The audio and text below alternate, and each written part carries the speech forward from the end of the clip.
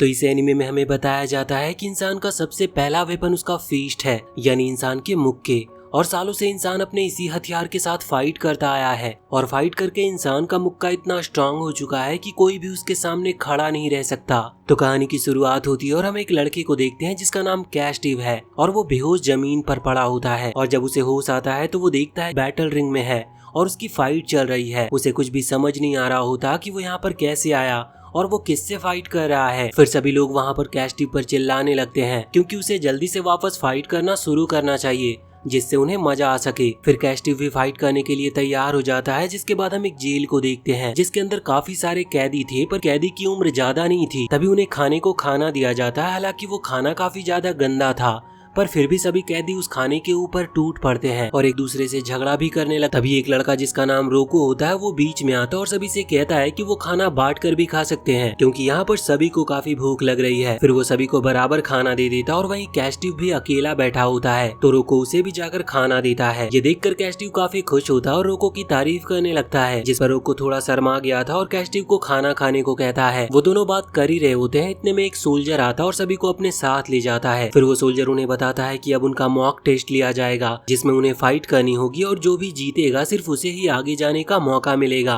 पहला ही मैच रोको और कैस्टिव के बीच फिक्स होता है जिससे कैस्टिव बिल्कुल भी खुश नहीं था क्योंकि वो रोको से फाइट करना नहीं चाहता था। फिर वो दोनों फाइट करने के लिए तैयार होने लगते और हमें पता चलता है कि रोको तो एक काफी बेहतरीन फाइटर है और वो बाकी किसी भी लड़कों से बिल्कुल अलग है। कैस्टिव भी तैयार होता है, तभी उसका मास्टर जफर उसे उसके हेडबैंड बांधने को कहता है। फिर जफर कैस्टिव से कहता है पहली फाइट है और रोको एक काफी स्ट्रॉन्ग फाइटर है, पर इस बात से कैस्टिव को डरने की कोई जरूरत नहीं। फिर उन दोनों के बीच में मैच शुरू होता और रोको मन में सोच रहा था कि वो आसानी से कैस्टिव को हरा सकता है, इसीलिए रोको उसे एक ही पंच में हराने का डिसाइड करता है जिससे कैस्टिव को भी ज्यादा दर्द न सहना पड़े। फिर रोको उसके ऊपर अटैक करने के लिए आगे जाने लगता है, लेकिन तभी कैस्टिव इतनी स्पीड के साथ मूव होता है कि रोको उसे देख भी नहीं पाता और उल्टा रोको को ही चोट लग जाती है। ये देखकर वो काफी हैरान था और सोचने लगता है कि ये कैस्टिव ने कैसे किया। फिर वो वापस से अटैक करने आगे बढ़ता है, पर वो एक भी पंच कैस्टिव को मार नहीं पा रहा था। उसके कई पंच से बचने के बाद कैस्टिव रोको को एक सीधा मुंह पर पंच मारता है और कई सारे पंच उसकी बॉडी पर मारता है, जिसकी वजह से रोको जमीन पर गिर गया था और वो वापस खड़ा भी नहीं हो पा रहा होता है। कैस्टिव काफी निराश लग रहा था ऐसा करके, पर जफर लगातार उस पर चिल्ला रहा था कि उसे अपना मैच पूरी पावर के साथ करना चाहिए। ये देखकर सभी काफी हैरान होते हैं कि कैस्टिव इतनी अच्छी बॉक्सिंग करता है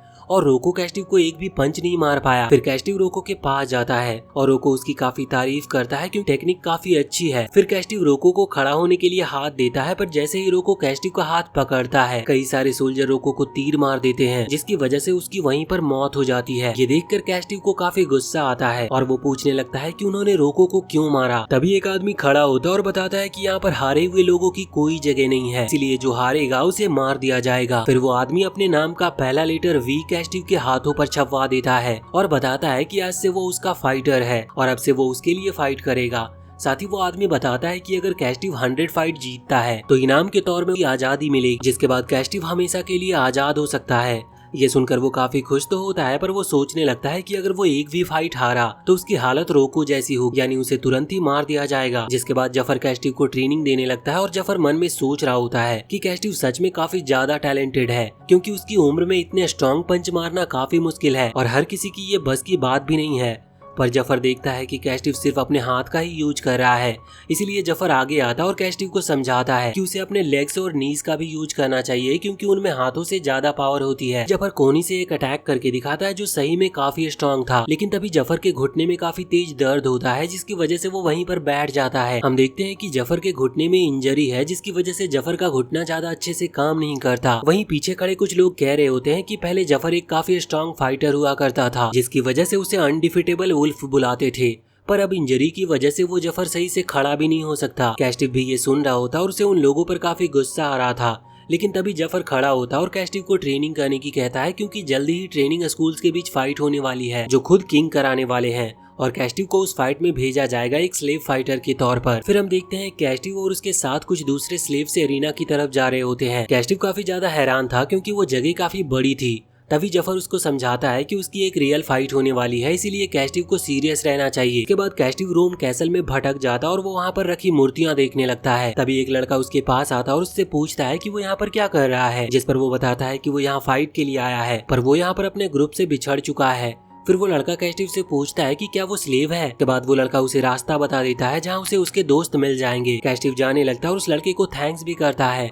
वो लड़का अपना नाम रुस्का बताता है और कैस्टिव को उसकी फाइट के लिए विश करता है। जिसके बाद कैस्टिव का मैच का टाइम आता है और कैस्टिव के अपोनेंट का नाम गिदोन है, जो दिखने में काफी स्ट्रांग लग रहा था। फिर वो दोनों फाइट करना शुरू करते हैं और गिदोन सोच रहा होता है कि कैस्टिव सिर्फ एक बच्चा है, वो उसे आसानी से हरा देगा। लेकिन तभी कैस्टिव गिदोन के ऊपर अटैक करना शुरू करता है और उसके अटैक इतने ज्यादा फास्ट और स्ट्रांग थे कि गिदोन उसके मूवमेंट को पहचान ही नहीं पा रहा था, जिसकी वजह से वो कैस्टिव के एक भी अटैक से बच नहीं पाता और जमीन पर गिर जाता है। गिदोन वापस से खड़े होने की कोशिश करता है पर वापस खड़ा भी नहीं हो पाता और कैस्टिव अपना पहला मैच जीत चुका था। वो अपनी पहली जीत से काफी खुश था, लेकिन अब सभी लोग गिदोन को मार देने की कहने लगते हैं, जिसकी वजह से गिदोन भी काफी डर गया था। तभी एक आदमी डेमेट्रिस किंग से फैसला लेने की कहता है कि अब उन्हें हारे हुए फाइटर के साथ क्या करना चाहिए। किंग अभी काफी छोटा था और वो ऐसे किसी को मारना नहीं चाहता था, जिसकी वजह से वो काफी घबरा जाता है। तभी कैस्टिव आगे बढ़ता और किंग की तरफ देखकर शांत होने का इशारा करता है। किंग को इससे काफी मदद मिलती है, पर इससे किंग की मदर काफी गुस्से में आ जाती है कि एक स्लेव फाइटर किंग को ऑर्डर कैसे दे सकता है।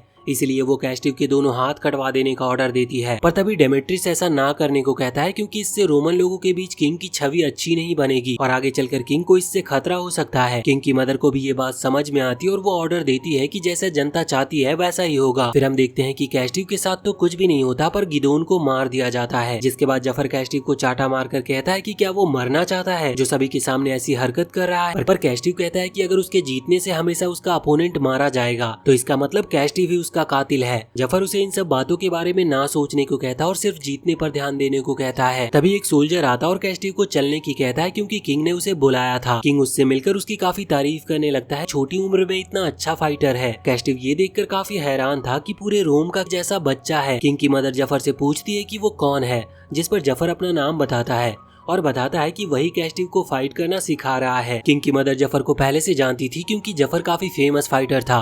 तभी किंग की मदर को याद आता है कि जफर ने उनकी काफी अच्छे सोल्जर डेमेट्रिस से फाइट की। डेमेट्रिस बताता है कि उसने जफर से 10 साल पहले पिछले किंग के सामने फाइट की थी और वो काफी शानदार फाइट हुई थी। कैस्टिव सोच रहा होता है कि उसी फाइट में जफर का घुटना खराब हो गया, जिसकी वजह से उसे फाइटिंग छोड़नी पड़ी। डेमेट्रिस बताता है कि उसने आज की फाइनल फाइट काफी स्पेशल बनाई है। फिर सभी आज की फाइनल फाइट देखने लगते हैं, जो कि रुस्का का मैच है और हमें पता चलता है कि रुस्का डेमेट्रिस का ही बेटा है।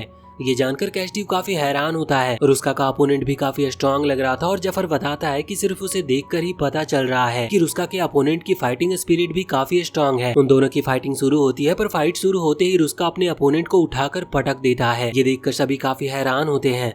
फिर रुस्का उसे काफी अच्छी टेक्निक से मारता है, जिसकी वजह से उसका अपोनेंट कुछ कर नहीं पा रहा था। फिर वो अपने अपोनेंट का हाथ पकड़कर उसे तोड़ देता है और फाइट जीत लेता है। डेमेट्रिस बताता है कि उनकी फैमिली में ये लॉक और टेक्निक कई सालों से चली आ रही है। जिसके बाद हम देखते हैं कि कैस्टिव रुस्का के साथ किंग का म्यूजिक सुनता है और उसे वो काफी पसंद भी आती है।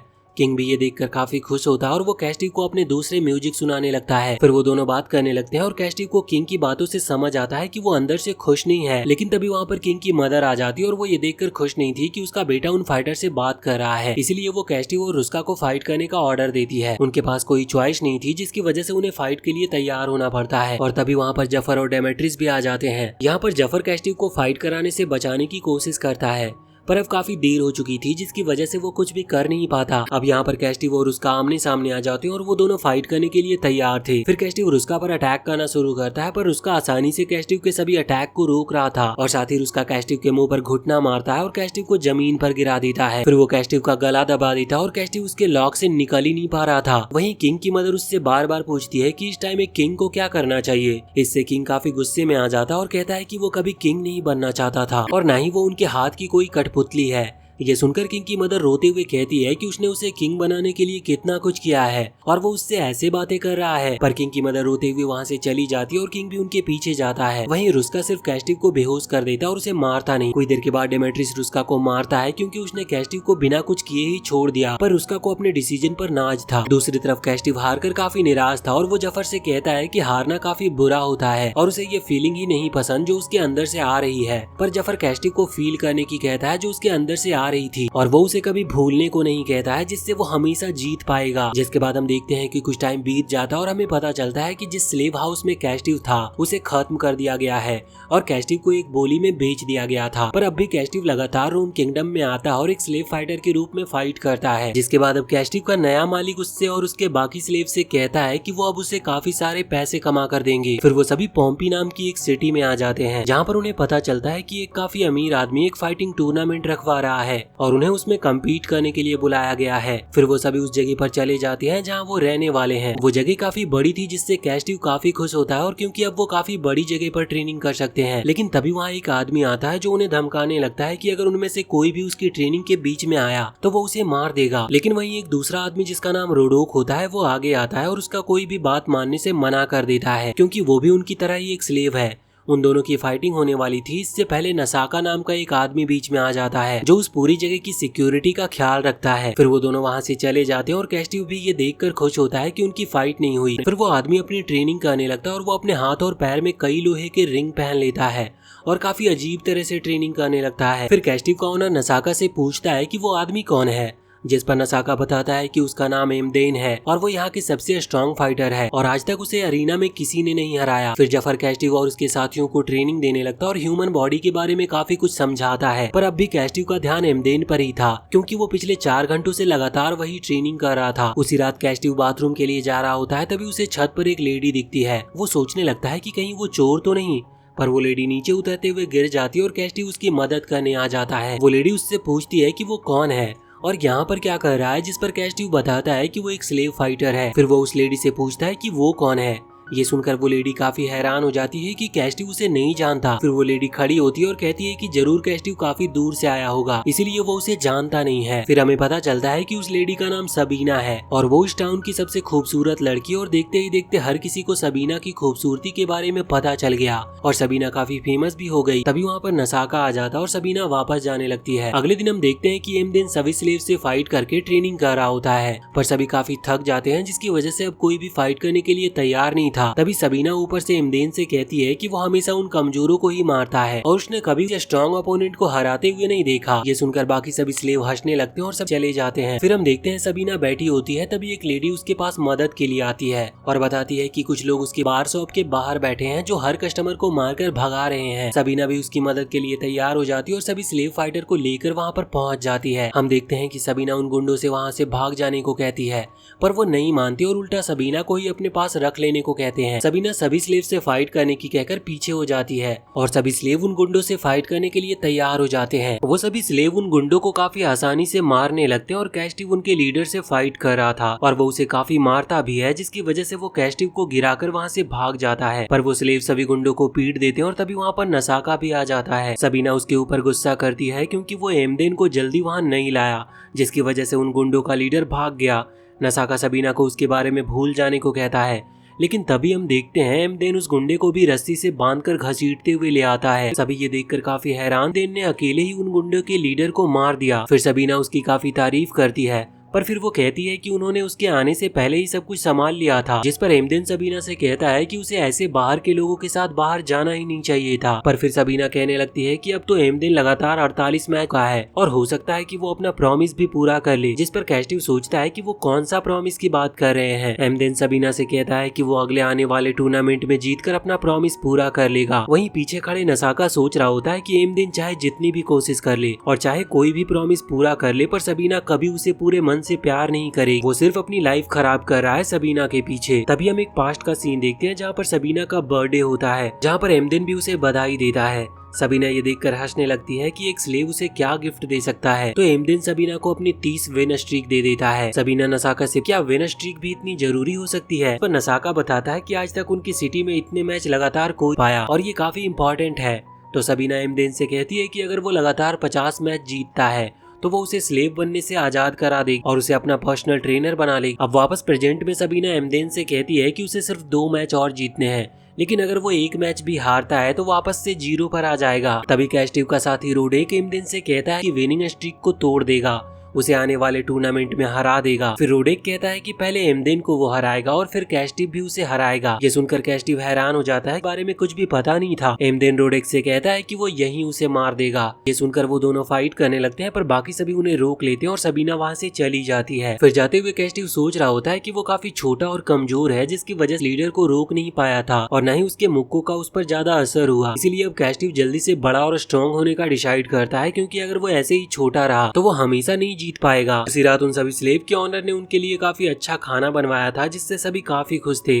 और कैस्टिव सोच रहा होता है कि उसे ज्यादा से ज्यादा खाना खाना चाहिए, जिससे वो जल्दी से स्ट्रांग हो सके। वहीं जफर कैस्टिव को देखकर समझ जाता है तकलीफ में है, इसीलिए वो उससे पूछता है कि क्या हुआ, जिस पर कैस्टिव सारी बात बताता है कि कैसे आज उसने एक गुंडे को मारने की कोशिश की, पर वो बहुत ज्यादा बड़ा था, जिसकी वजह से उसके अटैक का उस पर ज्यादा असर नहीं हुआ और वो उससे बचकर भाग गया। फिर कैस्टिव बताता है कि उसके पास ऐसा कोई पावरफुल मूव भी नहीं है जिससे वो एक ही अटैक में अपने अपोनेंट को हरा सके, क्योंकि उसके अपोनेंट हमेशा उसके साइज के नहीं आएंगे। फिर जफर बताता है कि ऐसा कोई मूव नहीं होता, कि बस वो उसका यूज करे और उसके अपोनेंट हार जाए। अगर कैस्टिव को जल्दी से मैच खत्म करना है तो उसे और पावरफुल बनना होगा और सिर्फ तभी वो एक मूव से मैच को खत्म कर सकता है। फिर जफर कुछ देर सोचता है और कैस्टिव को अपने एक काफी स्ट्रॉन्ग मूव सिखाने को कहता है, जिसे वो अपना खुद का किलर मूव कह सकेगा। कैस्टिव जफर को जल्दी से उस मूव को सिखाने को कहता है, पर जफर पहले उसे अपने पेट भर लेने को कहता है। तो कैस्टिव खाना खाना शुरू करता है, लेकिन तभी नसाका वहाँ पर आ जाता और कैस्टिव से चलने को कहता है, क्योंकि सबीना उससे बात करना चाहती है। फिर वो सबीना के पास पहुँचता है और सबीना कैस्टिव को बताती है कि उसने उसे यहाँ एक ऑफर देने के लिए बुलाया है। फिर वो बताती है कि वो चाहे तो कैस्टिव को स्लेव वाली जिंदगी और लगातार फाइट वाली जिंदगी से बाहर निकाल सकती है और हमेशा के लिए उसे आजाद कर सकती है। पर कैस्टिव पूछता है कि वो सिर्फ उसे ऐसे ही आजाद क्यों करना चाहती है, जबकि यहाँ और भी कई अच्छे फाइटर हैं। जिस पर सबीना बताती है कि कैस्टिव जितना दिखता है उससे काफी ज्यादा स्ट्रांग है, इसलिए उसने उसे चुना है। फिर वो बताती है कि वो कैस्टिव को अपने साथ रोम किंगडम ले जाना चाहती है और वो उसका बॉडीगार्ड बनकर रहेगा। पर कैस्टिव पूछता है कि उसके पास पहले से तो एमदेन है, जो काफी अच्छा फाइटर है, फिर भी उसे उसकी जरूरत क्यों है। जिस पर सबीना बताती है कि सिर्फ पावरफुल होना ही जरूरी नहीं होता, एक इंसान को बात करना भी आना चाहिए और साथ ही उसे कोई कम उम्र का चाहिए जिससे वो उसे तमीज से बात करना सिखा सके। पर कैस्टिव कहता है कि पता नहीं उसका ऑनर सबीना को उसे खरीदने की परमिशन देगा भी या नहीं। पर सबीना कैस्टिव को इन सब की चिंता ना करने को कहती है। फिर वो कहती है कि तो अब तय हुआ, अब सिर्फ कैस्टिव के ऑनर से बात करना रह गया है। सबीना जाने लगती है, पर कैस्टिव उसे रोकता है और बताता है कि साथ नहीं जाना चाहता। फिर वो बताता है कि कुछ टाइम पहले उसे एक नोबेल ने खरीदा था। उस नोबेल के पास कमी नहीं थी, लेकिन वो काफी ज्यादा अकेला था, जिसकी वजह से उसने एक दोस्त खरीदा। पर वो हमेशा ऐसे चेन में बंधे नहीं रहना चाहता था, इसीलिए कैस्टिव ने आजाद होने को कहा और उस नोबेल ने उसे अकेला छोड़ दिया। इसीलिए अब कैस्टिव चाहता है कि जो भी अगला इंसान उसे खरीदे वो इंसान कैस्टिव खुद हो। अब वो बिक और खरीद नहीं सकता। ये सब सुनकर सबीना काफी गुस्से में आ जाती। वो कैस्टिव जैसे एक स्लेव की जिंदगी सुधार रही थी, पर कैस्टिव कहता है कि वो बेवकूफ है, पर वो ये सब फिर से नहीं चाहता। फिर वो जाने को कहने लगता है, क्योंकि जब इसे बुलाया गया वो खाना खा रहा था और उसकी फाइट भी आने वाली है जिसकी ट्रेनिंग करनी है। सबीना और ज्यादा गुस्से में आ जाती है और कैश सामान फेंकने लगती है, तो वो वहाँ से भाग जाता है। उसी रात सबीना अब भी कैस्टिव के बारे में सोच रही होती है, तभी वो एमदेन को अपने पास बुलाती है और उसे कैस्टिव को काफी बुरी तरह से हराने का ऑर्डर देती है और वो उसे इतनी बुरी तरह से मारने को कहती है कि वो वापस कभी खड़ा भी ना हो सके और उसे पछतावा हो कि वो फाइटर क्यों बना। अगले दिन रोडेक काफी गुस्से में था, क्योंकि कैस्टिव को उससे पहले फाइट के लिए भेजा जा रहा था, जबकि वो पहले एमदेन से फाइट करना चाहता था। तभी नसाका कैस्टिव के पास आता और उससे पूछता है कि क्या उसके और सबीना के बीच में कुछ हुआ है। तो वो नसाका को सारी बात बता देता है कि कैसे उसने सबीना का ऑफर रिजेक्ट कर दिया। जिस पर नसाका कहता है कि जरूर सबीना ने ही उसका मैच पहले एमदेन से रखवाया होगा। पर कैस्टिव बिल्कुल डरता नहीं और कहता है उसे सिर्फ अपना मैच जीतने पर ध्यान देना चाहिए, क्योंकि इससे ज्यादा उसके लिए कुछ जरूरी नहीं है। पर नसाका काफी परेशान था, क्योंकि कैस्टिव का अपोनेंट इतना भी कमजोर नहीं होने वाला और उसके जीतने के बिल्कुल ना के बराबर चांसेस है। वहीं दूसरी तरफ एमदेन ट्रेनिंग कर रहा होता और वो काफी गुस्से में था, क्योंकि सबीना ने उसके बदले कैस्टिव को चुना था, जबकि वो कितने सालों से लगातार सबीना के लिए काम करता आ रहा है और आज तक एक बार भी कभी उसने सबीना को निराश नहीं किया था। इसीलिए अब इसका बदला वो कैस्टिव से अरीना में लेने का डिसाइड करता है और कैस्टिव को पूरी तरह से खत्म कर देने को कहता है। अगले दिन हमारे दोनों ही फाइटर फाइट के लिए तैयार होते हैं और दोनों को अरीना में बुलाया जाता है। एमदेन सोच रहा होता है कि आज वो कैस्टिव को हराकर ये फाइट खत्म कर देगा और इसके बाद उस दूसरे फाइटर को भी हरा देगा, जिससे आज उसका सबीना को दिया हुआ प्रॉमिस पूरा हो जाएगा। अब फाइट शुरू होती है और कैस्टिव एमदेन पर अटैक करने लगता है, पर एमदेन के हाथ की फिस्ट की वजह से कैस्टिव का कोई भी अटैक अच्छा असर नहीं कर पा रहा था, बल्कि उसे ऐसा लग रहा था कि वो एक आयरन वॉल पर मुक्के मार रहा है। पर कैस्टिव हार नहीं मानता और लगातार मुक्के मारने लगता है, वो भी और तेज स्पीड और पावर के साथ। एमदेन को लग रहा होता है कि कुछ ही देर में कैस्टिव थक जाएगा और उसे मौका मिल जाएगा उसे मारने का, पर कैस्टिव लगातार पंच मारता चला जाता है, जिससे एमदिन भी काफी हैरान था क्योंकि अब उसके पंच रोके नहीं जा रहे थे। तभी कैस्टिव एक मुक्का मारता है जिससे एमदिन का हाथ साइड में हो जाता है, जिससे कैस्टिव को मारने की जगह मिल जाती है और वो उसके मुंह पर एक काफी स्ट्रॉन्ग पंच करता है, जिससे एमदिन जमीन पर गिर गया था। पर एमदिन इतनी आसानी से हार मानने वाला नहीं था और वो वापस खड़ा हो जाता है और अब वो सही से फाइट करने के लिए तैयार था। पर वहीं कैस्टिव काफी थक चुका था क्योंकि वो लगातार पंच मारने के चक्कर में अपनी सांस को कंट्रोल करना ही भूल गया था। वहीं अब एमदेन अटैक करना शुरू करता और काफी स्पीड के साथ कैस्टिव की तरफ मुक्के मारने लगता है। कैस्टिव अभी तक एमदेन के अटैक से बच रहा था, अब एमदेन भी फाइट में सीरियस हो जाता है और काफी स्ट्रॉन्ग मूव से अटैक करने लगता है। तभी एमदेन कैस्टिव को ऐसे दिखाता है जैसे वो उसे पंच मारने आ रहा है, जिसकी वजह से कैस्टिव अपनी बॉडी डिफेंस करता है। पर एमदेन कैस्टिव के सर पर मार देता है और कैस्टिव बच नहीं पाता और जमीन पर गिर जाता है। वहाँ पर सभी एमदेन के लिए चीयर करने लगते हैं। जफर को पता था कि एमदेन कैस्टिव को चकमा देकर उस पर अटैक करेगा और साथ ही जफर काफी हैरान भी था एमदेन की ऐसी टेक्निक देखकर। वहीं कैस्टिव काफी मुश्किल से पर वापस खड़ा हो जाता है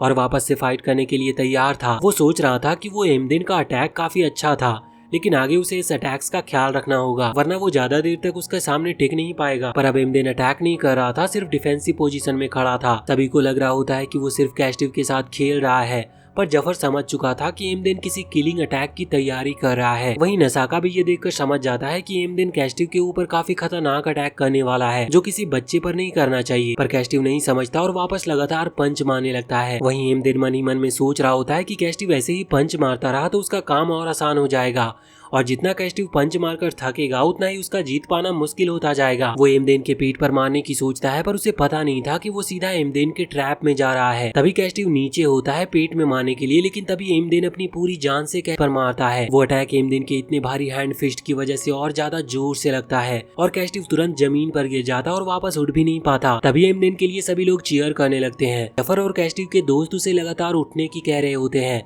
पर कैस्टिव को कुछ सुनाई नहीं दे रहा था। वहीं उसके दिमाग में किसी की आवाज आ रही होती है, पर वो पहचान नहीं पा रहा था कि वो किसकी आवाज है। तभी उसे समझ में आता है कि वो जफर की आवाज है और कैस्टिव वापस से होश में आता है। अब वो वापस से खड़ा हो जाता है, पर उसे समझ नहीं आ रहा था कि वो कहाँ आ गया। और हमें पता चलता है कि अचानक से बेहोश होने की वजह से कभी कभी यादाश्त भी चली जाती है और अभी वही कैस्टिव के साथ हुआ था। साथ ही जब कैस्टिव होश में आया, वो समझ नहीं आ रहा कि वो यहाँ पर कैसे आया और यहाँ पर हो क्या रहा है। वहीं वो सोच रहा होता है इंसान उसे मार देगा और न ही कैस्टिव एमदेन के किसी अटैक से बच पा रहा था, लेकिन अब भी वो हार नहीं मान रहा था। उसे सिर्फ इतना पता था वो हार नहीं सकता। एमदेन भी कैस्टिव से कहता है कि उसे अब फाइट नहीं करनी चाहिए, इससे वो मर भी सकता है, लेकिन अब भी कैस्टिव हार नहीं मानता और फाइट के लिए तैयार हो जाता होता है कि उसका अपोनेंट बिल्कुल अलग तरह से फाइट कर रहा है। और तभी उसे जफर की बात याद आती है, ऐसा अटैक अपोनेंट को एक ही अटैक में हराया जा सकता। अब सभी लोग भी एमदेन के ऊपर चिल्लाने लगते हैं, हमेशा वो इतना टाइम नहीं लेता अपने अपोनेंट को हराने में। वहीं एमदेन से फाइट तभी खत्म हो जानी चाहिए थी जब स्ट्रॉन्ग मूव से कैस्टिव के ऊपर अटैक किया था। तभी कैस्टिव का एक दोस्त कहता है कि समझ नहीं आ रहा कि कैसे, पर कैस्टिव किसी भी अटैक से काफी जल्दी हील हो जाता है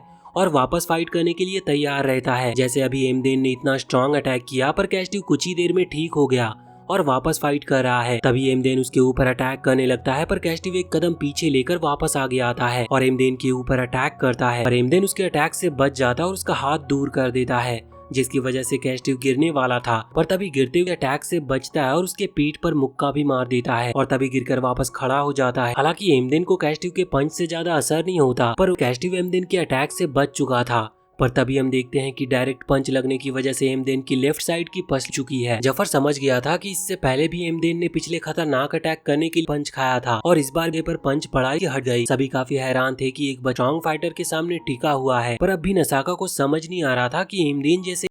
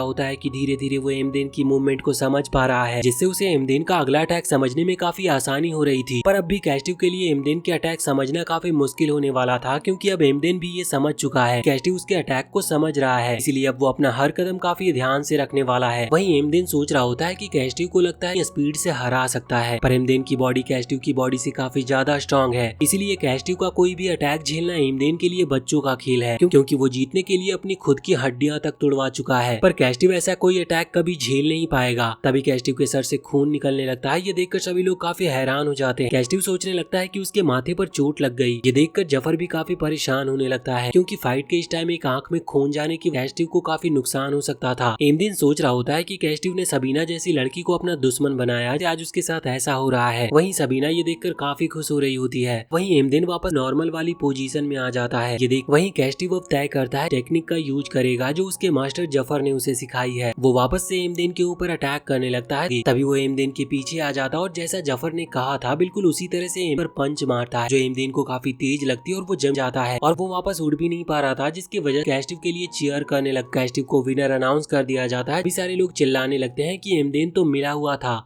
वो एक बच्चे से हार गया, इसलिए सभी एमदेन को मार देने को कहते हैं। ये देखकर कैस्टिव को काफी बुरा लग रहा था, क्योंकि पहले भी बिल्कुल ऐसा ही हुआ था। तभी कैस्टिव अपना अंगूठा ऊपर करता है, का मतलब था वो एमदेन को जिंदा छोड़ देने की मांग कर रहा है। ये देखकर सभी लोग आ जाते हैं और कैस्टिव को भी मार देने को कहने लगते हैं। सबीना के सर्वेंट उसे जाने को कहते हैं, क्योंकि माहौल बिगड़ता जा रहा था। पर सबीना जल्दी से टेंट हटाने को कहती है। फिर सबीना सभी के सामने आ जाती है। कई लोगों ने कभी सबीना को देखा नहीं था। फिर वो सभी से काफी प्यार से झगड़ा नहीं करना चाहिए, क्योंकि अभी टूर्नामेंट सिर्फ शुरू हुआ है और अभी देखने लायक काफी कुछ बचा है। ये सुनकर सभी शांत हो जाते हैं। फिर वो एमदेन से काफी अच्छा किया और वहाँ से चली जाती है। वहीं सबीना के मुंह से अपनी तारीफ सुनकर एमदेन शांत हो जाता और कुछ कह भी नहीं पाता। जिसके बाद हम देखते हैं कि कैस्टिव को होश आता और उसके दोस्त बताते हैं कि वो पूरे दिन से सो रहा था। जैसे ही सब खत्म हुआ था वो तुरंत ही जमीन पर गिर गया था। तभी कहता है कि एमदेन कैसा है, क्या उसकी चोट ठीक है। नसाका बताता है कि कैस्टिव की चोटें एमदेन से काफी ज्यादा बुरी, तो उसे अपनी चिंता करनी चाहिए और एमदेन बिल्कुल ठीक है। पर वो अब कभी अरीना में वापस नहीं आने वाला, क्योंकि अब उसकी विनिंग स्ट्रीक टूट चुकी है। वहीं रोडेक भी काफी गुस्से में होता है, क्योंकि एमदेन हार चुका है और अब वो उससे फाइट भी नहीं कर सकता। इसीलिए रोडेक कहता है कि अब वो टूर्नामेंट के बचे 2 दिन अपने सभी अपोनेंट को काफी बुरी तरह से मारने वाला है। फिर सभी जाने लगते हैं। पर तभी कैस्टिव जफर के बारे में पूछता है, जिस पर कैस्टिव का दोस्त बताता है कि कुछ देर पहले उन्होंने बताया कि उन्हें कुछ काम पूरा करना है, इसलिए वो कुछ देर के लिए कहीं पर गए हैं। अब यहाँ से सीन शिफ्ट होता और हम देखते हैं जफर एमदेन के पास आ चुका था और उसे बताता है कि वो कैस्टिव का मास्टर जफर है। एमदेन उससे पूछता है कि वो यहाँ पर क्या करने आया है, जिस पर वो बताता है कि उसने सुना है कि एमदेन ये सिटी छोड़कर जाने वाला है। फिर जफर उसे बताता है कि वो सभी भी यहाँ पर सिर्फ टूर्नामेंट तक ही है, फिर वो भी यहाँ से चले जाएंगे। फिर जफर एमदेन से कहता है कि उसे कुछ पूछना है। वो बताता है कि जिस टेक्निक का उसने कैस्टिव को हराने के लिए इस्तेमाल किया था और जो कैस्टिव ने एमदेन को हराने के लिए इस्तेमाल किया था, वो दोनों टेक्निक लगभग बिल्कुल एक जैसी है और यहाँ तक कि सेम ही जगह पर भी अटैक करती है। फिर जफर कहता है कि शायद जिस टेक्निक का एमदेन ने यूज किया उसने वो टेक्निक खुद नहीं बनाई, बल्कि किसी ने उसे सिखाई है। जफर उससे पूछता है कि वो उसे किसने सिखाई है, तो एमदेन यहाँ पर बताता है कि उसका जन्म एक स्लेव के रूप में हुआ था,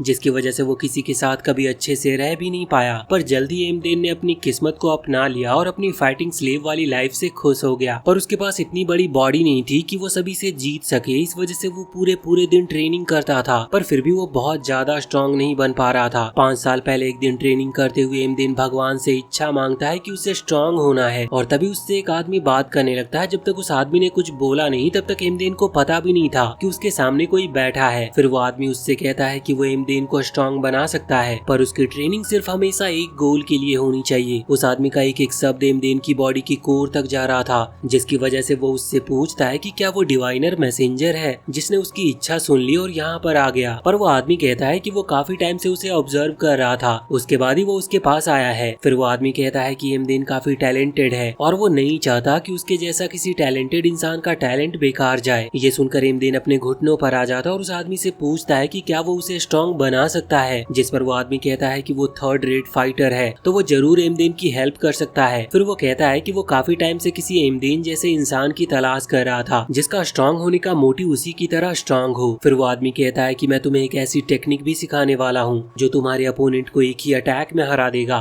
फिर इमदेन ने उस आदमी को अपना टीचर बना लिया, यहाँ तक कि इमदेन को उस आदमी का नाम तक भी पता नहीं था। जिसके बाद उसने उस आदमी को अपना मास्टर बना लिया और उसकी ट्रेनिंग की वजह से इमदेन लगातार स्ट्रांग बनता चला गया और लगातार फाइट्स भी जीतने लगा। और फिर एक दिन उसने वो स्पेशल टेक्निक भी सीख ली, लेकिन उसके बाद ही वो आदमी कहीं गायब हो गया और कभी लौट कर वापस नहीं आया। तो यहाँ पर जफर बताता है कि वो आदमी कोई भगवान का भेजा मैसेंजर नहीं था, बल्कि वो आदमी सिर्फ अपनी टेक्निक अच्छे फाइटर पर चेक करता है जिससे उसे पता चल सके कि उसकी टेक्निक सही में अच्छी है भी या नहीं। और एक बार जब उसका काम हो जाता है तो वो वहाँ से गायब हो जाता है। जफर की बातों से इमदेन समझ जाता है कि उस आदमी ने जफर को भी ट्रेनिंग दी है, जिस पर जफर कहता है कि वो आदमी इकलौता ऐसा इंसान है जिसे जफर ने मास्टर कहा था, पर वो उसकी ट्रेनिंग अधूरे में ही छोड़कर चला गया। फिर हम देखते हैं कि इमदेन सिटी छोड़कर जा रहा होता है, तभी नसाका उसे कुछ मेडिसिन देता है जो उसे उसके रास्ते में काम आएगी। इमदेन उन दवाइयों को लेकर वहाँ से चला जाता है। कुछ देर के बाद कैस्टिव और उसके साथी भी सिटी से जाने लगते हैं और हम देखते हैं कि इमदेन को हराने की वजह से कैस्टिव पूरी सिटी में काफी फेमस हो चुका है, इसीलिए सभी लोग उसके लिए फूल फेंक कर उसे गुड बाय कह रहे थे। जिसके बाद हम देखते हैं कि सभी स्लेव्स रॉड बनाने का काम कर रहे होते हैं और सभी काफी थक चुके थे अब, क्योंकि हर कोई काफी लंबे टाइम से बिना रुके काम कर रहा था और अब तो सभी का पूरा शरीर थकान की वजह से टूट रहा होता है। तभी एक सोल्जर कहता है कि अब वो सभी खाना खा सकते हैं। ये सुनकर वो सभी काफी खुश होते हैं, पर अब भी खाना खाते हुए वो यही शिकायत कर रहे थे कि उन्हें कब तक यही काम करना होगा, क्योंकि वो सभी काफी लंबे टाइम से यही कर रहे थे और अब तो उनके हाथों से खून तक आने लगा है। पर कैस्टिव उन सभी पर चिल्लाता है और कहता है कि उन्हें इस सब को भी अपनी ट्रेनिंग का हिस्सा समझना चाहिए और इसकी मदद से लगातार स्ट्रांग होने पर ध्यान देना चाहिए। पर फिर भी वो सभी शिकायत करने लगते हैं कि ये काम काफी ज्यादा बेकार है, जिस पर कैस्टिव भी कहता है कि ये काम काफी बेकार है और उनका हर दिन काफी ज्यादा बेकार और बोरिंग होता है, लेकिन फिर भी वो सभी हमेशा के लिए ऐसे कमजोर नहीं रह सकते और यही उनके मास्टर भी चाहते हैं। तभी हम पास्ट का एक सीन देखते हैं जहाँ पर जफर उन सभी को कहता है कि वो सभी काफी ज्यादा कमजोर हैं, इसीलिए उन्हें सबसे पहले अपनी पावर बढ़ाने पर काम करना चाहिए। इसीलिए जफर उन सभी को रॉड बनाने का काम करने को कहता है और उन्हें तब तक ये काम करना होगा जब तक जफर उन्हें रोके ना। अब वो सभी पिछले 2 महीनों से लगातार यही काम कर रहे थे, जिसकी वजह से उनकी बॉडी का हर एक पार्ट दर्द कर रहा था। फिर ऐसे ही एक दिन जफर उनके पास आता है और वो उन सबको अपने साथ चलने को कहता है। इससे सभी को लगने लगा था कि उनका ये लेबर वाला काम अब खत्म हो गया है और अब वो आराम कर सकते हैं। पर जफर उनसे कहता है कि उन्हें गलत नहीं समझना चाहिए, क्योंकि सिर्फ कुछ ही टाइम के लिए उन्हें आराम मिल रहा है और उन्हें वापस यही करने आना है। ये सुनकर सभी वापस से काफी निराश हो जाते हैं। फिर जफर बताता है कि उन सभी को ये काम कम से कम 6 महीनों के लिए करना होगा। तो कैस्टिव पूछता है कि फिर उन्हें लेकर कहाँ जाया जा रहा है, जिस पर जफर बताता है कि उनके ऑनर ने उन्हें बुलाया है। कैस्टिव जाकर देखता है कि कुछ सोल्जर उसकी तलाश में यहाँ पर आए हैं, क्योंकि किंग एक फाइटिंग टूर्नामेंट रखवा रहे थे, इसलिए वो लोग सिर्फ अच्छे फाइटर की तलाश कर रहे थे और उन्होंने कैस्टिव के बारे में काफी सुन रखा था। उसका ऑनर उससे कहता है कि कैस्टिव को खुश होना चाहिए कि वो लोग इतनी दूर से सिर्फ उसके लिए आए हैं। पर वो दोनों सोल्जर पूछते हैं कि क्या वो लड़का ही सही में कैस्टिव है, क्योंकि उन्हें यकीन नहीं हो रहा था कि ये वही लड़का है जिसके बारे में उन्होंने इतना कुछ सुना है। फिर वो सोल्जर बताते हैं कि उन्हें पता चल ही जाएगा कि कैस्टिव इतना स्ट्रांग है भी जितना उन्होंने सुना है, क्योंकि उस टूर्नामेंट में ज्वाइन होने से पहले उन्हें क्वालिफाइंग मैच से गुजरना होगा, जिसमें पूरी दुनिया से काफी स्ट्रांग फाइटर भी होंगे और कैस्टिव को उनसे फाइट करनी पड़ेगी। फिर वो सोल्जर बताते हैं कि जो कोई भी मेन टूर्नामेंट में हिस्सा लेगा उन सभी को रिवॉर्ड मिलेंगे और जो भी उस टूर्नामेंट का विनर होगा उसे खुद किंग अपने हाथों से रिवॉर्ड देंगे। फिर उन दोनों में से एक सोल्जर कैस्टिव को बताता है कि उसके जैसे एक फाइटिंग स्लेव को उसकी आजादी भी दी जा सकती है। तो कैस्टिव को भी लगने लगता है कि ये एक काफी अच्छा मौका हो सकता है अपनी आजादी पाने का और हो सकता है ऐसा मौका उसे आगे चलकर कभी मिले ना। पर उसके मन में कुछ अजीब फील हो रहा था, जैसे वो किंग नॉर से कभी बच नहीं पाएगा और हमेशा उसे उसके साथ में ही रहना होगा। फिर उसका ऑनर कहता है कि कैस्टिव बॉक्सिंग डिवीजन से फाइट करने वाला और रोड एक मिक्स डिवीजन से। फिर वो जफर से उन दोनों को अच्छे से ट्रेनिंग देने को कहता है, जिससे वो दोनों सबसे अच्छा परफॉर्म कर सके। जफर भी तैयार था उन दोनों को काफी अच्छी ट्रेनिंग देने के लिए। फिर हम देखते हैं कि जफर कैस्टिव से बताता है कि अब उनके पास क्वालिफायर मैच के लिए 1 महीने से भी कम टाइम है, इसीलिए जफर कैस्टिव को ट्रेनिंग हार्ड करने को कहता है। पर कैस्टिव को अपने पिकैक्स से भी ट्रेनिंग करते रहना होगा। ये सुनकर कैस्टिव थोड़ा निराश होता है, पर जाते हुए जफर कैस्टिव को भरोसा रखने को कहता है, क्योंकि आगे चलकर यही उसके काम आने वाला है। फिर कैस्टिव भी जाकर वापस पिकैक्स चलाने लगता है। जिसके बाद हम देखते हैं कि क्वालिफाइंग मैच के लिए सिर्फ 1 ही दिन बचा है और कैस्टिव और बाकी सभी उस रिंग में आते हैं जहाँ पर मैच होने वाला था, लेकिन वो जगह काफी ज्यादा छोटी थी, जो देखकर कैस्टिव काफी हैरान था, क्योंकि उस जगह पर फाइट करना काफी मुश्किल होने वाला है। तभी कैस्टिव का ऑनर उससे फाइट में कुछ अच्छा करने को कहता है, क्योंकि उसने कैस्टिव की फाइट के लिए फीस भरी है। जिस पर कैस्टिव पूछता है कि किंग नॉर ने खुद उन्हें फाइट के लिए इनवाइट किया था, तो फिर क्यों उन्हें फीस देनी पड़ रही है। जिस पर जफर बताता है कि ये तो सभी की पुरानी टेक्निक रही है, हमेशा ही हारने वालों का पैसा जाता है। फिर कैस्टिव का ऑनर कहता है कि पर विनर को जो चाहिए वो मिलेगा,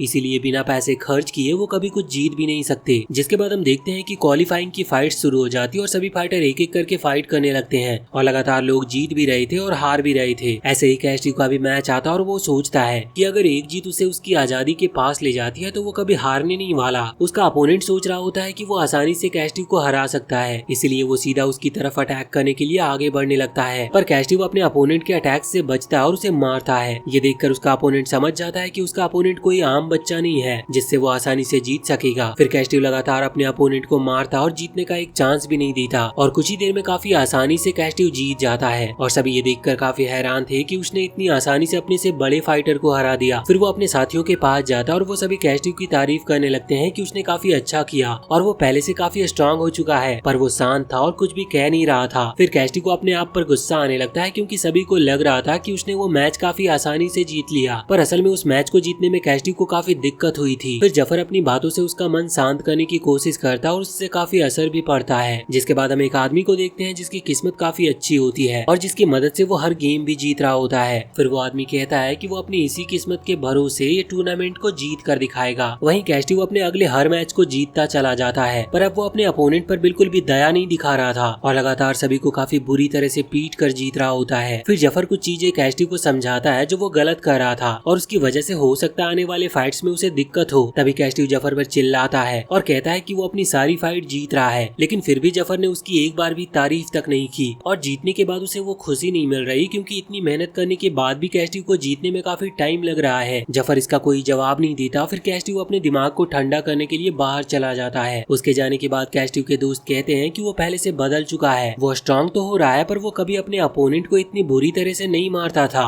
बल्कि उसे तो अपने अपोनेंट के लिए बुरा भी लगता था। पर किसी को समझ नहीं आ रहा था कि क्यों कैस्टिव हर चीज से इतना गुस्सा होता जा रहा है। तभी उन्हें याद आता है कि जब से वो सभी पिकैक्स की ट्रेनिंग कर रहे थे तभी कैस्टिव ऐसी हरकतें करने लगा था। अगले दिन कैस्टिव पिकैक्स की ट्रेनिंग कर रहा होता और उसके हाथ से भी ब्लड आने लगता है, लेकिन फिर भी वो रुक नहीं रहा था। तभी वहाँ पर जफर आ जाता और कहता है कि कैस्टिव के इतना मेहनत करने के बाद भी वो पहले से ज्यादा स्ट्रांग नहीं हो पा रहा और इसी वजह से कैस्टिव अब इतना गुस्से में रहने लगा है। पर यहाँ पर कैस्टिव मना करता है क्योंकि उसे अपनी ट्रेनिंग के काफी अच्छे रिजल्ट्स मिले थे और अब वो पहले से काफी स्ट्रांग हो चुका है और ना ही ये रीजन है उसके गुस्से का। और फिर वो वापस से अपने पिकैक्स के साथ ट्रेनिंग करने लगता है। तभी वहाँ पर जफर आता और उससे पूछता है कि क्या वो बिना किसी गोल के सिर्फ गड्ढे खोदने में लगा है। वो उससे कहता है कि अब वो कैस्टिव को हर चीज समझाने नहीं वाला क्योंकि अब उसको खुद इतना समझदार होना चाहिए। पर जफर कैस्टिव को एक हिंट देता है क्योंकि वो अपने गोल के काफी पास है। फिर जफर बताता है कि जब हार्ड जमीन आ जाती है तब कैसे कैस्टिव पिकैक्स चलाता है, उसे बिल्कुल वैसे ही फाइट में पंच भी चलानी चाहिए। अब काफी रात हो जाती है पर कैस्टिव अब भी पिकैक्स को चला रहा था, लेकिन उसे समझ नहीं आ रहा था कि कैसे उस फीलिंग को पहचाना जाए जिससे वो उसे अपने पंच में यूज कर सके। फिर कैस्टिव एक लड़के का मैच देखने जाता और वो लड़का काफी आसानी से अपने अपोनेंट को हरा देता है और सभी लोग कहने लगते हैं कि वो काफी स्ट्रॉन्ग फाइटर है और सभी को लगने लगता है कि वही इस क्वालिफायर का चैंपियन भी बनेगा। उसी रात कैस्टिव खाना खाकर जाने लगता है। तभी उसके दोस्त उससे पूछते हैं कि क्या वो वापस से पिकैक्स की ट्रेनिंग के लिए जा रहा है। तो कैस्टिव का एक दोस्त कहने लगता है कि उस ट्रेनिंग को करने से फायदा ही क्या है, क्यों कर रहे हैं वो सभी इतनी मेहनत। तभी कैस्टिव कहता है कि जो शिकायत करता है वो कभी कुछ सीख नहीं पाता, इसीलिए उन्हें शिकायत नहीं करनी चाहिए। फिर वो वहाँ से जाने लगता है। फिर हम उसी लड़के को देखते हैं जिसे हमने पहले मैच में देखा था। तभी उसे कैस्टिव के बारे में पता चलता है कि वो भी एक काफी अच्छा फाइटर है और उसने अभी तक अपने सभी अपोनेंट को काफी आसानी से हराया है। उसकी इतनी तारीफ सुनकर वो लड़का भी उससे फाइट करने की सोचने लगता है। फिर हम देखते हैं कि कैस्टिव अपने अगले मैच के लिए जाता है और उसके सामने एक काफी स्ट्रॉन्ग आदमी था। यहाँ पर कैस्टिव फाइट करते हुए सोच रहा होता है कि उसे अपने पंच में उसी पिकैक्स वाले पावर और दर्द को लाना होगा जैसा जफर ने उससे कहा था। वो उस आदमी के हर पंच से बच रहा था और साथ ही उसे लगातार मार भी रहा होता है। तभी वो आदमी कैस्टिव पर अटैक करने लगता है, पर वो पिकैक्स को याद करता है और सोचता है कि जब कोई हार्ड पत्थर आ जाता है तो वो अपने हाथों को कैसे चलाता है, बिल्कुल वैसे ही वो पंच मारता है। उसका वो पंच इतना ज्यादा स्ट्रॉन्ग था कि वो आदमी एक ही पंच में बेहोश हो जाता है और यहाँ पर कैस्टिव की जीत हो जाती है। ये देखकर वो काफी खुश होता है कि उसने एक आदमी को एक ही पंच में हरा दिया। जफर भी खुश होता है कि आखिरकार कैस्टिव उस ट्रेनिंग का सही मतलब सीख ही गया। अगले दिन वो सभी वापस से ट्रेनिंग कर रहे होते हैं। तभी कैस्टिव अपने दोस्तों से कहता है कि कुछ दिनों से वो काफी गुस्से में था, इस वजह से वो उन सभी के साथ भी अच्छे से नहीं रह रहा था, लेकिन वो बताता है कि अब वो बिल्कुल ठीक है क्योंकि उसे जो चाहिए था वो उसे पिछली फाइट में मिल गया। फिर वो सभी कैस्टिव से कहते हैं कि अगर वो किसी दिक्कत में हो तो वो उनसे बात कर सकता है, वो सभी उसकी परेशानी के बारे में जरूर काफी अच्छे से सुनेंगे। तो कैस्टिव भी ये सुनकर काफी खुश होता है। वो अभी अपने दोस्तों से बात कर ही रहा होता है कि तभी वहाँ पर वो लड़का आ जाता है और वो उससे पूछता है कि क्या वो वही फाइटर है जो बिना एक भी पंच खाए अभी तक जीतता आ रहा है। उस लड़के को देखकर कैस्टी को भी याद आता है कि वो तो वही फाइटर है जिसका मैच उसने देखा था। फिर वो लड़का बताता है कि वो सेमीफाइनल के ग्रुप 1 में है, तो कैस्टी कहता है कि वो तो ग्रुप 2 में है। ये सुनकर वो लड़का खुश होता है क्योंकि उसे कैस्टी से फाइनल में फाइट करने का मौका मिलेगा। फिर वो लड़का वहाँ से जाने लगता है और जाते हुए कैस्टी से कहता है कि वो फाइनल के लिए तैयार रहे क्योंकि वो कैस्टी को इतनी आसानी से नहीं जीतने देने वाला। तो यहाँ पर कैस्टी के दोस्त उससे उस लड़की के बारे में ज्यादा ना सोचने को कहते हैं क्योंकि हो सकता है कि वो यहाँ पर सिर्फ उसका मैच से ध्यान भटकाने आया हो, इसीलिए कैस्टी को सिर्फ अपने मैच पर ध्यान देना चाहिए। और फिर वो अपने दोस्तों के साथ चला जाता है। जिसके बाद हम देखते हैं कि वो लड़का भी कैस्टी का सेमीफाइनल मैच देखने आया होता है और वो भी काफी हैरान था उसके स्किल्स को देखकर, क्योंकि कैस्टी काफी कम उम्र में ही काफी अच्छा फाइटर बन चुका है और उसकी फाइटिंग टेक्निक भी काफी कमाल की है और उसके पंच में भी काफी ताकत है, जबकि उसकी उम्र के लड़कों में इतना स्ट्रॉन्ग पंच मारने की पावर नहीं होती। तभी उस लड़के की नजर जफर की तरफ जाती है और उसे लग रहा था कि उसने जफर को पहले भी कहीं पर देखा है। और तभी उसे याद आता है कि ये तो वही फेमस फाइटर है जो अपने घुटनों की इंजरी की वजह से गायब हो गया था। अब उसे समझ में आता है कि कैस्टी की इतनी अच्छी स्किल्स और टेक्निक की वजह जफर है, उसी ने उसे ये सब सिखाया होगा। जिस पर वो लड़का सोचता है कि कैस्टी को हराना बिल्कुल ऐसा होगा जैसे उसने इतने स्ट्रॉन्ग फाइटर जफर को हरा दिया। उसी रात कैस्टी सोच रहा होता है कि कल फाइनल है और क्या उसका मैच सही में उसी लड़के के साथ होने वाला है। वो सोचता है कि वो कल का मैच हार नहीं सकता, चाहे उसका अपोनेंट कितना भी स्ट्रॉन्ग क्यों ना हो, क्योंकि उसे जीतकर मेन टूर्नामेंट में जाना है जिससे वहाँ पर भी वो जीत सके। और ऐसे कई लोग हैं जो कैस्टी को जीतता हुआ देखना चाहते हैं, इसीलिए वो उन्हें निराश नहीं कर सकता। पर वो सोचता है कि अगर वो कल का मैच भी जीत जाता है तो उसे सिर्फ टूर्नामेंट में ज्वाइन होने का चांस मिलेगा और कैस्टी को वापस से फाइट करनी होगी और जीतना भी होगा। पर वो तय करता है कि अगर उसे आजाद होना है तो जरूर ही उसे जीतना होगा,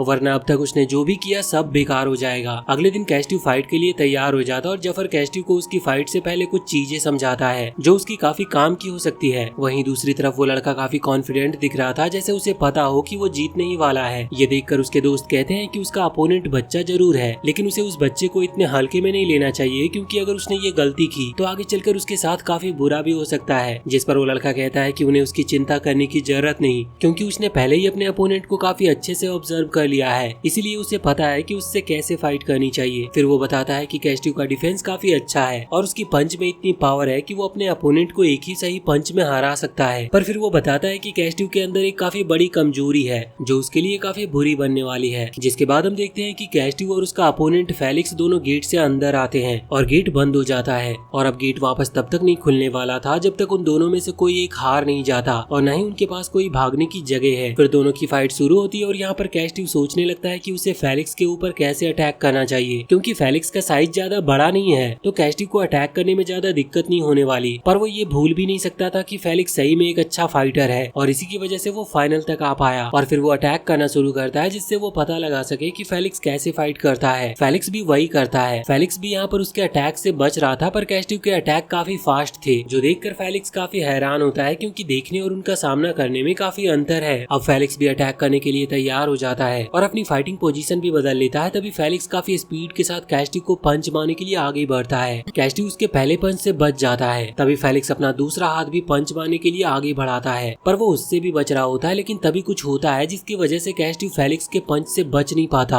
और फेलिक्स का पंच सीधा उसके सर पर लगता है, जिससे कैस्टी अपने घुटनों पर आ जाता है। कैस्टी सोचता है कि उसे तो लगा था कि वो आसानी से फेलिक्स के पंच से बच जाएगा, लेकिन फिर भी उसे पंच कैसे लग गया। तभी फेलिक्स उसे उठने को कहता है क्योंकि अभी तो उसने फाइट शुरू भी नहीं की है और ये तो सिर्फ उसका हेलो कहने का एक तरीका है। अब दोनों वापस से आमने सामने आ जाते हैं और फेलिक्स वापस से अपनी अजीब पोजीशन के साथ फाइट करने के लिए तैयार था। और वहीं कैस्टी इस बार फेलिक्स के अटैक पर पूरा ध्यान देने की कोशिश करता है। तभी फेलिक्स 2 पंच मारता है पर कैस्टी उनसे बच जाता है, लेकिन तीसरा पंच वापस से उसे लग जाती है जिससे वो जमीन पर गिर जाता है। कैस्टी के दोस्तों को भी समझ नहीं आ रहा था कि कैस्टी को हो क्या गया, क्योंकि इतनी ध्यान से देखने के बाद भी लगातार उसे 2 पंच लग चुके थे। तभी जफर बताता है कि कभी कभी ज्यादा ध्यान देने से देखना भी भारी पड़ जाता है और अपोनेंट को अटैक करने का मौका मिल जाता है। साथ ही कैस्टी वो अपनी बॉडी की वजह से हार रहा है, क्योंकि फेलिक्स उसे ऐसा दिखा रहा है कि वो क्लोज रेंज अटैक कर रहा है, पर असल में वो लॉन्ग रेंज अटैक कर रहा था, जिसकी वजह से कैस्टी उसके किसी भी अटैक से बच नहीं पा रहा और वो इस वजह से उसके अटैक को डॉज नहीं कर पा रहा, क्योंकि फेलिक्स के अटैक उसकी बॉडी की रेंज से काफी ज्यादा दूर जा रहे हैं। इसीलिए वो समझ नहीं पा रहा कि उसे कितना दूर हटना चाहिए और तभी फेलिक्स कैस्टी पर अटैक कर पा रहा है। फेलिक्स अपने फ्लेक्सिबल शोल्डर की मदद से ऐसा कर पा रहा था क्योंकि फेलिक्स अपने शोल्डर को पूरी तरह से आगे कर रहा है, जिससे उसके हाथ काफी दूर तक जा पा रहे थे। साथ ही जफर बताता है कि फेलिक्स को ये टेक्निक सीखने में काफी टाइम और ट्रेनिंग लगी होगी और इसीलिए अब वो काफी स्ट्रॉन्ग पंच भी चला पा रहा है। तभी जफर सोचता है कि कैस्टी कैस्टिव को अब तक इस सिचुएशन से निकलने का कोई रास्ता निकालना चाहिए था। तभी जफर को कुछ समझ आता जिससे वो काफी परेशान होने लगता और सोचता है कि ऐसा नहीं होना चाहिए। वहीं कैस्टिव दीवार के पास आ चुका था और उसे समझ नहीं आ रहा था कि क्या करना चाहिए, क्योंकि कैस्टिव की एक पैर की हड्डी डिस्लोकेट हो चुकी थी। तभी फेलिक्स कैस्टिव से कहता है कि उसे पता है कैस्टिव के पैर में इंजरी आ चुकी है, क्योंकि जब फेलिक्स ने उसे पहला पंच मारा था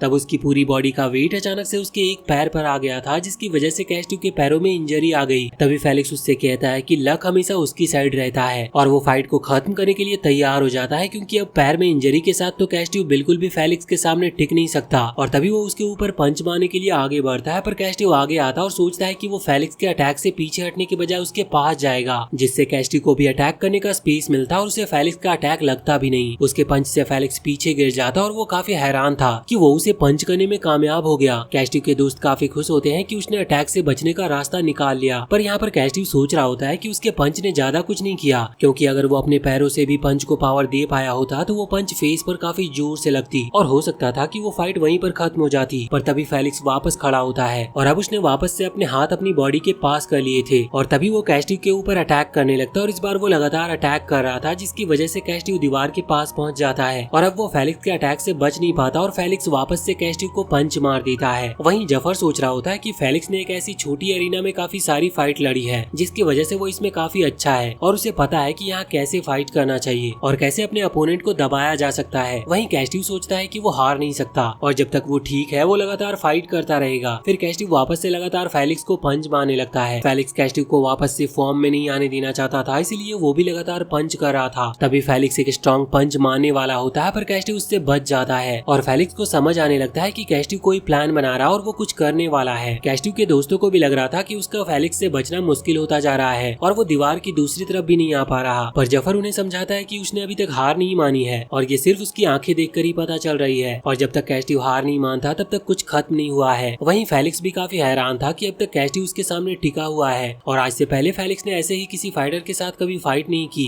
जो इतना घायल होने के बाद भी बिना रुके फाइट कर सकता हो। वहीं कैस्टिव समझ चुका था कि फेलिक्स भी धीरे धीरे थक रहा है। तभी दोनों ही एक दूसरे के पेट में काफी स्ट्रॉन्ग पंच मारने लगते हैं, जिससे दोनों को ही काफी दर्द हो रहा था, लेकिन दोनों में से कोई भी रुकने के लिए तैयार नहीं था। जल्दी उसका पैर काफी दर्द करने लगता है और उसके हाथ भी और पंच सहने नहीं वाले थे। तभी फेलिक्स कैस्टिव को एक पंच मार देता है, जिसकी वजह से कैस्टिव गिरने वाला था और कैस्टिव भी समझ जाता है कि अगर वो जमीन पर गिर गया तो पक्का वो बेहोश हो जाएगा। लेकिन तभी कैस्टिव अपने आप को गिरने से रोकता और वापस खड़ा हो जाता है, पर तभी फेलिक्स उसके ऊपर एक और पंच मारने आगे आता है, पर कैस्टिव नीचे से बच जाता है और फेलिक्स के पेट में मुक्का मार देता है और फिर भी वो रुकता नहीं और वापस से एक पंच सीधा फेस पर मार देता है। फेलिक्स भी ये देखकर हैरान था कि ये बच्चा कौन है जो इतनी बुरी हालत में होने के बाद भी उससे बिना रुके फाइट किए जा रहा है। जफर भी समझ जाता है कि कैस्टिव वापस मैच में आ रहा है, लेकिन कभी भी कुछ भी हो सकता है, सिर्फ एक ही अटैक काफी है जो सब कुछ बदल सकती है। तभी जफर बताता है कि कैस्टिव हार नहीं मान रहा, बल्कि वो मौका ढूंढ रहा है उस अटैक को करने का। तो कैस्टिव कमजोर बॉडी पार्ट पर अटैक करना सही से सीख रहा होता है कि कैसे वो उन जगहों पर काफी स्ट्रॉन्ग अटैक कर सकता है। वहीं फेलिक्स सोच रहा होता है कि ऐसा हो ही नहीं सकता, क्योंकि आमतौर पर इस टाइम तक वो ड्रिंक्स के साथ अपनी जीत को सेलिब्रेट कर रहा होता है, पर कैस्टिव अब भी उससे फाइट कर रहा है। तभी फेलिक्स कैस्टिव पर अटैक करता है, लेकिन वो वापस से उसके अटैक से बचकर फेलिक्स के पेट पर एक पंच मारता है और तभी फेलिक्स को सांस अंदर लेने में परेशानी होने लगती है। वो सोच में पड़ जाता है कि क्या कैस्टिव अभी तक उसकी सांसों को देख रहा था और सिर्फ सांस अंदर लेने के ही टाइम पर अटैक कर रहा था, जिससे अब फेलिक्स को सांस लेने में दिक्कत आ रही होती है। तभी कैस्टिव वापस से पेट पर मारने जाता है और फेलिक्स बचने के लिए अपने दोनों हाथों से अपने पेट को ब्लॉक करता है, लेकिन तभी कैस्टिव अपना अटैक बदलता है और पेट की जगह मुंह पर पंच मारता है और तभी वो एक और पंच उसके मुंह पर मार देता है। फेलिक्स उन अटैक से संभल पाता है। इससे पहले कैस्टिव फेलिक्स के पीछे आ गया था और अपना स्पेशल अटैक करने के लिए तैयार होता है, पर उसके पैर की दर्द की वजह से कैस्टिव बिल्कुल सही पोजीशन नहीं ले पाता, लेकिन फिर भी कैस्टिव फेलिक्स की किडनी पर काफी स्ट्रॉन्ग पंच मारता है, जिससे फेलिक्स अपने घुटनों पर आ गया था। अब फेलिक्स भी समझ चुका था कि कैस्टिव पिछले काफी टाइम से इसी मूव की तैयारी कर रहा था। वो उठने की पूरी कोशिश करता है, पर वो उठ नहीं पा रहा था और वो पूरी तरह से भी नीचे गिर जाता है। फिर फेलिक्स बिल्कुल उठ नहीं पाता और कैस्टिव जीत जाता है और इसी के साथ कैस्टिव अब मेन टूर्नामेंट में जाने के लिए क्वालिफाई कर चुका था। इसके बाद हम देखते हैं जफर कैस्टिव की तारीफ करता है कि उसने फाइनल में काफी अच्छा किया और अब वो मेन टूर्नामेंट में भी जा सकता है। साथ ही कैस्टिव पिछले काफी टाइम से बहुत हार्ड ट्रेनिंग कर रहा था, तो अब वो एक दिन का रेस्ट तो ले ही सकता है। फिर सभी ट्रेनिंग कर रहे होते और कैस्टिव सिर्फ बैठा था, जिसकी वजह से वो बोर होने लगता है। तभी वो सोचने लगता है कि वो सिर्फ ट्रेनिंग करता है और फाइट करता है, इसके अलावा उसकी जिंदगी में कुछ भी नहीं है। तभी उसके दिमाग में आता है कि अगर वो अपने हाथों को खो देता है तो वो कैसे अपनी जिंदगी जी पाएगा। तभी फेलिक्स उसके सामने आ जाता है। वो बताता है कि आज वो इस जगह से जा रहा है और जाने से पहले फेलिक्स को बस देखना था कि कैस्टिव कितना घायल है। फिर वो कैस्टिव के साथ बैठ जाता है और उसे बताता है कि हमेशा तो वो अपने अपोनेंट को काफी आसानी से हराकर जीत जाता है, पर अब की बार उसके साथ ही ये हुआ, वो मैच हार गया। साथ ही फेलिक्स को काफी चोट भी लगी। फिर कैस्टिव उससे पूछता है कि अब वो क्या करने वाला है, जिस पर वो कहता है कि एक लूजर के पास सिर्फ जाने का ही ऑप्शन होता है, क्योंकि पहले राउंड में हारना या फाइनल राउंड में हारना दोनों बराबर ही होता है, पर फाइनल राउंड तक पहुंचने के लिए कुछ पैसे दिए जाते हैं, जो काफी अच्छी बात है। फेलिक्स बताता है कि फाइटर को ये बात पहले से नहीं बताई जाती, क्योंकि वो चाहते हैं कि फाइटर बिना किसी अवार्ड के लालच में फाइट करे। फिर फेलिक्स बताता है कि वो अपना पैसा लेते ही यहाँ से चला जाएगा। फिर वो जाने लगता है और कहता है कि कैस्टिव का बिना कोई टेंशन वाला चेहरा देखकर उसे वापस से कैस्टिव से फाइट करने का मन कर रहा है। फिर जाते हुए वो कैस्टिव को मेन टूर्नामेंट में भी ना हारने को कहता है, क्योंकि अगर वो वहाँ पर हार गया तो ये फेलिक्स की रेपुटेशन के लिए अच्छा नहीं होगा। जिस पर कैस्टिव कहता है कि वो जीतने का प्रॉमिस तो नहीं कर सकता, पर वो फाइट के लिए पूरी तरह से तैयार है और अपनी पूरी पावर के साथ फाइट करने वाला है। तभी फेलिक्स कॉइन उछालकर मेन टूर्नामेंट के लिए कैस्टिव का लक चेक करने को कहता है। फिर वो कैस्टिव को ध्यान रखने को कहता है और तभी वो अपना कॉइन उछाल देता है और कॉइन नीचे आने के बाद पता चलता है कि कैस्टिव ने हेड चुना था और उसका गेस बिल्कुल सही होता है, क्योंकि हेड ही आया था। फेलिक्स कहने लगता है कि कैस्टिव का भी लक काफी अच्छा है, क्योंकि इससे पहले भी वो सही था और अब की बार भी सही है। पर कैस्टिव बताता है कि ये कोई लक नहीं है, क्योंकि फेलिक्स ने उसे देखने को कहा था तो उसने कॉइन को देखा था और जवाब दिया। ये सुनकर फेलिक्स हैरान हो गया था और सोचने लगता है कि क्या सही में उसने इतने छोटे से कॉइन को अपनी आंखों से इतने ध्यान से देखा कि कैस्टिव को पता चल गया कि आखिर क्या आने वाला है। वो सोचने लगता है कि क्या ये किसी इंसान के लिए करना मुमकिन भी है। फिर फेलिक्स कैस्टिव से कहता है कि अब उसे समझ आ गया है कि वो कैस्टिव से क्यों हारा, क्योंकि वो उससे बेहतर फाइटर है। और फेलिक्स को लगता है कि मेन टूर्नामेंट में भी कैस्टिव काफी दूर तक जाने वाला है। फिर वो जाते हुए कहता है कि उसे जरूर जीतना होगा और हमेशा आगे बढ़ते रहना होगा और तब तक नहीं रुकना जब तक वो टॉप पर ना आ जाए। कैस्टिव भी वादा करता है कि वो कभी नहीं रुकेगा। जिसके बाद हम देखते हैं कि जफर उन सभी दोस्तों के साथ बैठा था और कहता है कि अब उन्हें पिकैक्स वाली ट्रेनिंग की आदत पड़ चुकी है, तो अब उन्हें अगले स्टेज पर जाना चाहिए। फिर जफर उन्हें वही पिकैक्स देता है और उसने उसका हैंडल बदल दिया था, जिसकी वजह से अब उन्हें पकड़ने में पहले से काफी ज्यादा दिक्कत आ रही थी। जफर बताता है कि अब उन्हें पिकैक्स पर अच्छे ग्रिप बनाने के लिए उसे और अच्छे से पकड़ना होगा, जिससे उनकी ग्रिप अच्छी होगी और ये उनका फोकस भी बढ़ाएगा। साथ ही जफर बताता है कि वो आगे चलकर हैंडल का चिकनापन और बढ़ा देगा, जैसे जैसे उन सभी को इसकी आदत पड़ेगी। फिर जफर उनसे पूछता है कि उन्हें क्या लगता है कि वो उनके ग्रिप पर इतना ज्यादा ध्यान क्यों दे रहा है, जिस पर कैस्टिव कहता है कि उनके पंच की पावर उनके हाथ से निकलती है, इसीलिए उन्हें अपने हाथों को स्ट्रॉन्ग रखना चाहिए। और कैस्टिव बिल्कुल सही था। फिर जफर बताता है कि एक पंच की पावर उनकी ग्रिप पर डिपेंड होती है। फिर कैस्टिव के दोस्त कहते हैं कि यानी अब उन्हें वापस से गड्ढे खोदने होंगे। कैस्टिव का एक दोस्त कहता है कि ये काम तो काफी आसान है, पर अगर उनके पास कोई गोल होगा तो उस काम को करने में ज्यादा मजा आएगा। ऐसे बिना किसी लक्ष्य के सिर्फ गड्ढे खोदना काफी बेकार है। जफर भी मन में सोचता है कि वो सभी बिल्कुल सही है, तो जफर उन्हें एक गोल देने को कहता है। फिर वो अपने हाथ में से एक सेब दिखाता और अपनी मुट्ठी इतनी जोर से बंद करता है कि वो सेब गायब हो जाता है। सभी ये देखकर काफी हैरान हो गए थे। फिर जफर कहता है कि वो सेब गायब नहीं हुआ, बल्कि उन्हें अपने हाथों में इतनी पावर लानी होगी कि वो ये कर सके। जफर बताता है यही उनका गोल है, जैसे ही वो ये करना सीख जाएंगे उन्हें नए स्टेज पर ले जाया जाएगा। फिर जफर उन्हें जीरो डिस्टेंस पंच दिखाता है, जिससे जफर बिना अपने हाथों को ज्यादा मूव किए काफी पावरफुल पंच मारता है। ये देखकर सभी काफी हैरान हो जाते हैं और कैस्टिव काफी खुश होता है, क्योंकि ये टेक्निक फाइट में उसके काफी काम आने वाली है। जिसके बाद वो सभी एक आइलैंड पर पहुंच जाते हैं, जहाँ पर कैस्टिव रुस्का को देखता है, पर कैस्टिव को उससे बात करने का टाइम ही नहीं मिलता और वो आगे चला जाता है। फिर वो अपने कपड़ों को साफ कर रहा होता है, लेकिन काफी धोने के बाद भी उससे खून के निशान मिट नहीं रहे थे, जिसकी वजह से कैस्टिव काफी परेशान होता है। तभी वो उस लेडी को देखता है जो नोर को म्यूजिक सुनाया करती थी। वो उस लेडी का नाम लेकर उसे बुलाता है और उस लेडी का नाम रुस्काना होता है। रुस्काना कैस्टिव से मिलकर काफी खुश होती है और कहती है कि वो तो पहले से काफी बड़ा हो चुका है। तभी वहाँ पर रुस्का भी आ जाता है और कैस्टिव को बधाई देता है जो उसने क्वालिफायर को पास कर लिया। पर कैस्टिव मन में सोच रहा होता है कि जब वो पहले मिले थे तब रुस्का भी उसके जितना ही बड़ा था, लेकिन अब रुस्का कैस्टिव से काफी ज्यादा बड़ा हो चुका है। फिर रुस्का जाने लगता है, पर कैस्टिव उसे रोकता है। पर रुस्का कहता है कि उसके पास कुछ जरूरी काम है, जिसकी वजह से वो रुक नहीं सकता। वो बताता है कि वो कल सुबह फ्री है, तो अगर कैस्टिव को उससे बात करनी है तो वो आ सकता है। पर कैस्टिव बताता है कि उसे भी सुबह ट्रेनिंग करनी होती है, तो रुस्का कहता है कि वो आज शाम को मिल सकते हैं। उसी शाम रुस्का कैस्टिव के पास आता है और पूछता है कि उसे क्या बात करनी थी। तो कैस्टिव पूछता है कि क्या वो दोनों दोस्त हैं, क्योंकि पहले वो काफी जल्दी रूम से चला गया था, तो वो कभी ये पूछ नहीं पाया। तो रुस्का कहता है कि उसे ये बातें छोड़कर अपने आप को बचाने पर ध्यान देना चाहिए, क्योंकि ये टूर्नामेंट काफी ज्यादा खतरनाक होने वाला है। इस वजह से कैस्टिव जैसे किसी का जीत पाना नामुमकिन है, इसीलिए उसे इस टूर्नामेंट में जाना ही नहीं चाहिए और पीछे हट जाना चाहिए। पर कैस्टिव कहता है कि कुछ भी नामुमकिन मुमकिन नहीं होता और वो कभी टूर्नामेंट से भाग नहीं सकता। तो रुस्का कहता है कि कैस्टिव को हमेशा से लगता है कि वो सबसे अलग है, जिस पर कैस्टिव कहता है कि एक स्लेव का दर्द एक स्लेव ही समझ सकता है। अगले दिन बॉक्सिंग डिवीजन के सभी फाइटर को उनका नाम लेने पर स्टेज पर बुलाया जाने वाला था, पर ये कैस्टिव को ज्यादा पसंद नहीं आ रहा था क्योंकि इससे उसकी बुरी यादें ताजा हो रही थी। तभी कैस्टिव के पास एमदेन आ जाता और कैस्टिव एमदेन को देखकर काफी खुश होता है क्योंकि उसे पता ही था एमदेन जैसा कोई इतना स्ट्रॉन्ग फाइटर आसानी से क्वालिफायर पास कर सकता है। फिर एमदेन उससे कहता है कि उसे नहीं पता था कि वो अब कैस्टिव से फाइट करने वाला है। एमदेन कहता है कि वो किसी और से ना हारे क्योंकि उसे उससे फाइट करनी है। तभी एमदेन को स्टेज पर बुलाया जाता और वो चला जाता है। फिर यहाँ पर कैस्टिव याद करता है कि रुस्का ने उससे कहा था कि उसे पीछे हट जाना चाहिए, पर वो मन में सोचता है कि वो इतनी मेहनत करके यहाँ तक वापस जाने के लिए नहीं आया, इसलिए वो ऐसे पीछे कभी हट नहीं सकता। जिसके बाद वहाँ का किंग सभी फाइटर का वेलकम करता है और बिना किसी डर के फाइट करने को कहता है और इसी के साथ टूर्नामेंट शुरू हो जाता है और हमारा हीरो कैस्टिव भी फाइट करने के लिए तैयार था। लेकिन इसी के साथ ये पार्ट और सीरीज यहीं पर एंड होती है। तो वीडियो अगर पसंद आई हो तो चैनल को सब्सक्राइब करके बेल आइकन जरूर दबा ले और कमेंट सेक्शन में हमें जरूर बताएं कि आपको ये वीडियो कैसी लगी।